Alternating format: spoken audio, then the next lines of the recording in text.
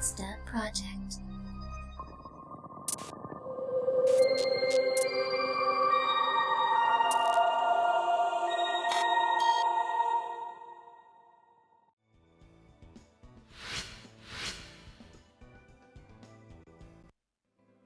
The school day ended with nothing else of interest occurring. But that Leo, I can't shake the uneasiness he awoke in my heart. It feels like cogs somewhere have become misaligned. No, I'm just excited because for once, something happened. Well, besides what happened yesterday. I should report yesterday's findings to the editor-in-chief. Alright, let's go. Is that who I think it is? I hear a familiar voice as I walk down the hallway. It's coming from around the corner. And there you have it. To summarize, about 30% of the participants have overcome the computer's brainwashing. These individuals now remember who they are. They're all Class A Magi. One girl in particular made quick work of the brainwashing. You might say she's a natural, and therefore more adept than Magi who have been more sheltered. Unlike those domesticated sheep, she's a wild mouflon. Stronger, rarer, wilder. She couldn't even bear to put on the school uniform the other sheep mindlessly wear. As novel as that girl's wildness is, wild things end up in cages. Still, keep your distance and your guard up.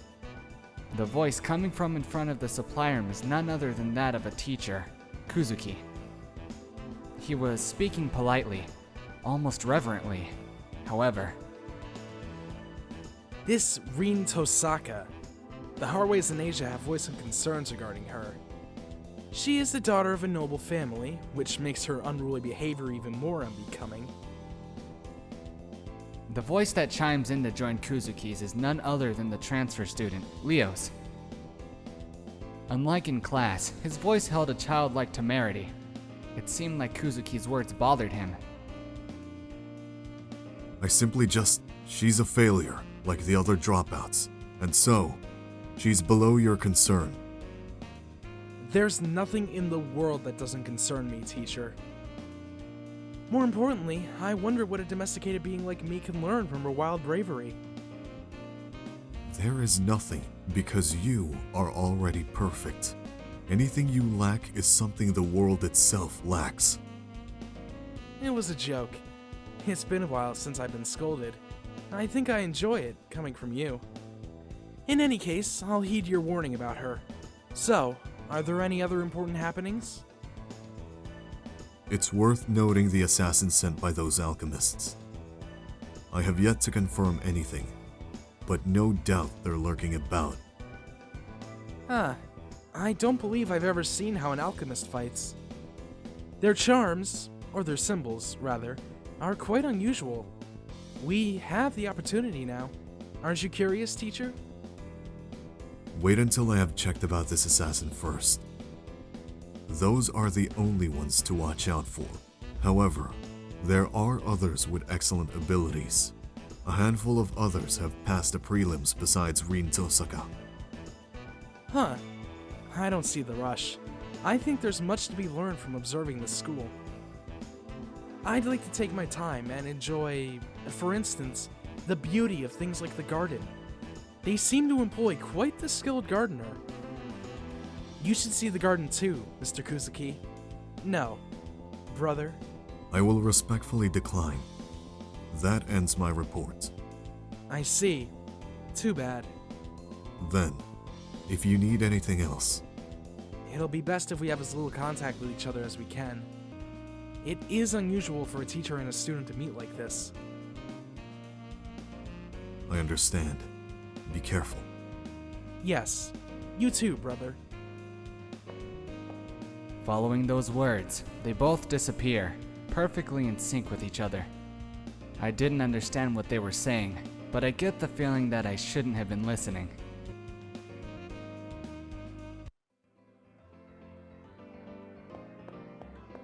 They're gone. This is the shared locker for the classroom's use. It has stationery and supplies, buried under a treasure trove of Miss Fujimura's junk. Let's report back to the editor-in-chief. Oh, our club's ace. Did you find out anything yesterday? What? Little Red Rooftop vanished before your eyes? If she disappeared, there isn't anything we can do about that. Nothing we can do? What's with the editor-in-chief's reaction? It's not right. I thought she'd say something like, "Hey, don't scare me like that." Actually, the problematic part is how nonchalant she is that a person disappeared. Your next story will be Mystery of the Courtyard Chapel. The editor-in-chief keeps talking like nothing happened. She's already on the next thing. Should I say something? Hey, did you know there's a chapel on campus, even though this isn't a mission school? It seems the chapel has been here longer than the school. This is just rumor, but they say that it's haunted and magic rites are performed there. I'm sending you to investigate. The entrance to the courtyard is on the end of the right side of the first floor.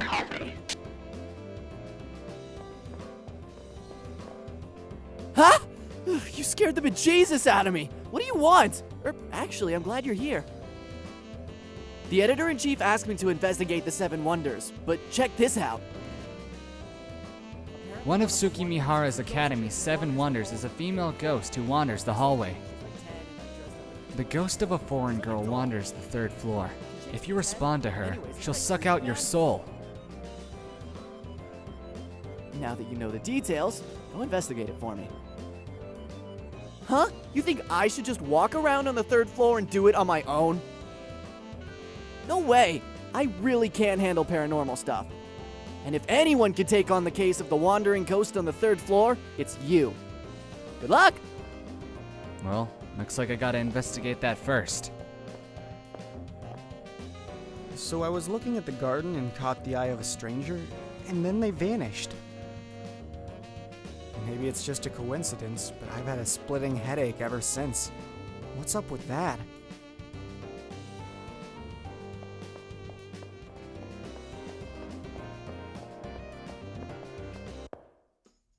Once school is over, all traces of humanity disappear. The silence left behind is terrifying. Alone in the midst of this unnerving scene, I suddenly sense a strange presence nearby. It feels like there is someone standing right behind me, staring at the back of my head. It has to be my imagination. I hear no footsteps, no sounds of breathing. I am alone here, and yet the feeling that I am not alone persists. It must be a hallucination of some kind. What should I do? If it's my imagination playing tricks on me, then nothing should be there if I turn around and look. So, what should I do? I turn around and, of course, no one is there. Is what I want to say. However, standing there is what appears to be a young girl. The young girl's appearance is definitely at odds with the surrounding campus. With its massive frills and hooped skirt, her dress is right out of the Victorian era. Combined with her porcelain-like skin, she looks just like a child's doll come to life.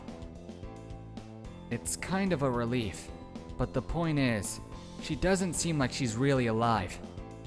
The girl doesn't move a muscle, just like a doll. Just like a corpse, Just like a painting. like a wraith. Her eyes, so full of sadness, stare fixedly in my direction. Suddenly, her figure begins to melt away. As she slowly fades into nothingness, the last thing to disappear are her eyes. What? With that, the strange presence I felt fades away. There's nothing to indicate a girl was ever here. She must be the source of all of the wandering girl stories floating around school. That was strange. I've got to shake it off.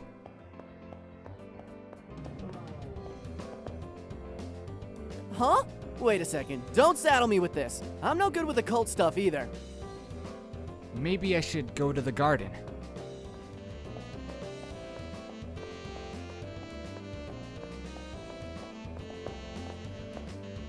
Are you going to the garden? Keep your guard up. It's almost too quiet there. Lately, I've been getting these crushing headaches at school. It's starting to freak me out.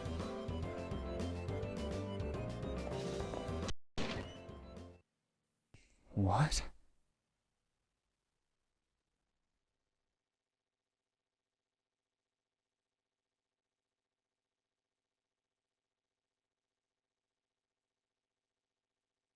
What the? What is this? The man stands like a black stain, tainting the joyfully multicolored flower beds around him.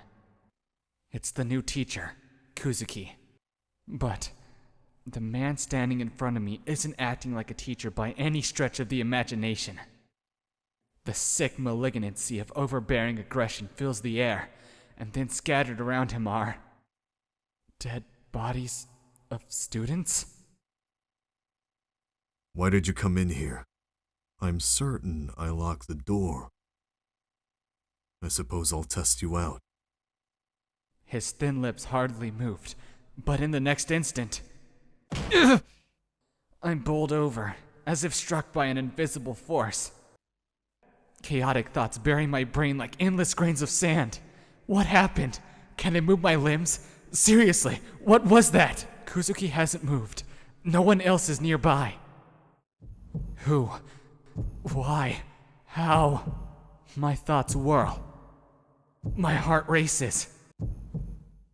I see what you are now. It isn't you, I suppose. His voice was a quiet hiss, but I could hear everything he said. This man with cold, inscrutable eyes raises his palm toward me.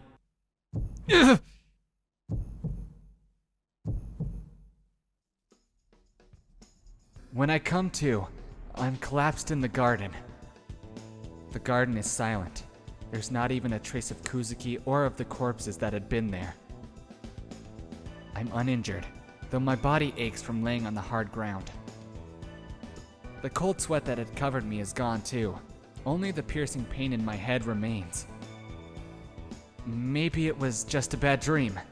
I gulp air and attempt to stand. The ground seems to move under my feet. I'm delusional. Of course the ground isn't moving. I'll give my report to the editor-in-chief tomorrow and just go home for today.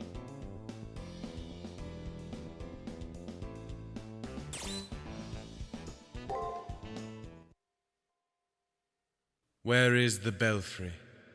In that moment, gentle days end.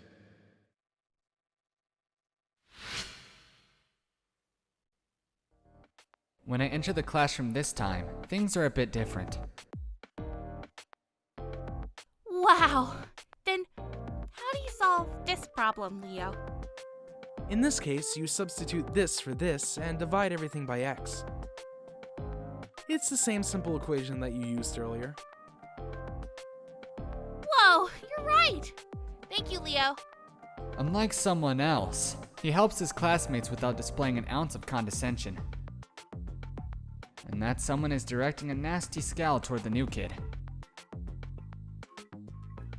That bunch of brown-nosing idiots will suck up to anyone who's got a bigger pea brain than theirs. Whatever. It's no skin off my back. People who are ugly inside are ugly outside too. It seems that Shinji's gaggle of female admirers has migrated to Leo's desk. For once, Shinji's irritation is kind of understandable. I'll give him this. The brat's a real charity worker, putting on the charm for those sows. He's desperate to appear smarter than me. But I'm the real smart one here. I see what he's doing. That dumb little kid doesn't know I'm onto him. Reacting to Shinji's voice, Leo glances this way. Leo's expression is inscrutable, but not hostile. What do you want? You want to go? After a few false starts, Shinji finally manages to squeeze that out in a low voice. I don't know if Leo heard, but he gets out of his seat. The recoil turns into a noticeable flinch, which Leo smiles kindly at in response. Unlike Shinji's, Leo's gestures are filled with dignity. If I have unknowingly given you cause to be malicious, I would like to deeply apologize. Shinji Mato, was it? I'll be careful not to upset you in the future. His message firmly delivered, Leo returns to his seat. His soft voice bore no note of hostility or resentment. I know it's hard to believe, but maybe Leo wasn't upset. He knows when to bow down to true authority, it seems. I'm such a nice guy, I'll even accept his apology. Yeah, it's not like he ever pissed me off. After visually confirming that Leo is otherwise occupied, Shinji feigns calmness and leans back. I made it! Good morning, everyone! And that sound makes me cringe, no matter how many times I hear it. Everyone is desensitized to it for the most part. Even knowing that she'll jump to her feet in a few seconds, we should probably worry more.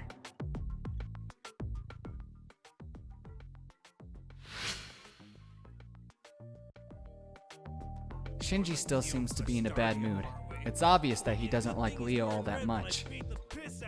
But with him, it's impossible to tell if he's really mad or just being cynical. Either way, it's just more of the same. Just like our homeroom teacher's daily dramatic entrance. And once again, the day begins. Alrighty then. Let's pick up where we left off. According to Dr. Peaceman's biography, During class, I thought I saw Leo smirk a little, but other than that, nothing exciting occurred. Today is just another boring day in a long string of boring days. who here knows what amnesia is? It's a terrifying condition where an individual loses all of their memories. It's caused by brain damage, severe trauma, or even infections of one's mucous membranes.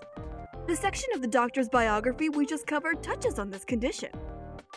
The cure for such a scary condition was discovered by Dr. Peaceman. With that said, using amnesia as an excuse for forgetting your homework isn't going to fly. When I was young, a fair number of my classmates were unscrupulous enough to try this. And before you get any ideas, I'm still young. In fact, I'm putting that fact on the test. And as per the norm, Tiger's lecture starts to peter out. Just as a collective "this again" starts to rise from the students. Miss Fujimura. Without being acknowledged by the teacher, Leo suddenly rises to his feet. The tension in the classroom ratchets up immediately as all eyes focus on Leo. The young boy surveys the room with a mysterious smile, taking in everyone's startled glances. Oh, and of course, my fellow classmates. It is time for me to leave. We will probably never meet again, so I wish you all well. What the hell is this little punk talking about? What the... my head... the pain... Ah, and before I forget, Miss Fujimura, I think you are still young, even now. Just your presence is enough to remind me of the beauty of youth. You're a remarkable person. After what seemed to be a very slight bow, he immediately seems to disappear from the room.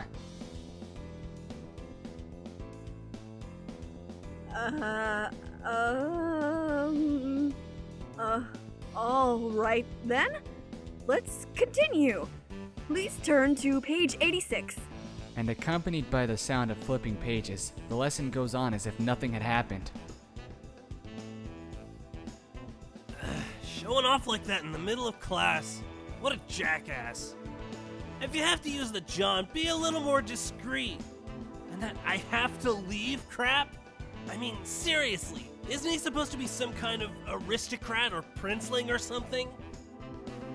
Of course, what just happened is impossible. A highly suspicious disappearance in the middle of class and the teacher doesn't seem to care. No one in class says anything and the class continues as if nothing strange had happened. It was the same dull, dreary scene as yesterday, and the day before. This can't be natural.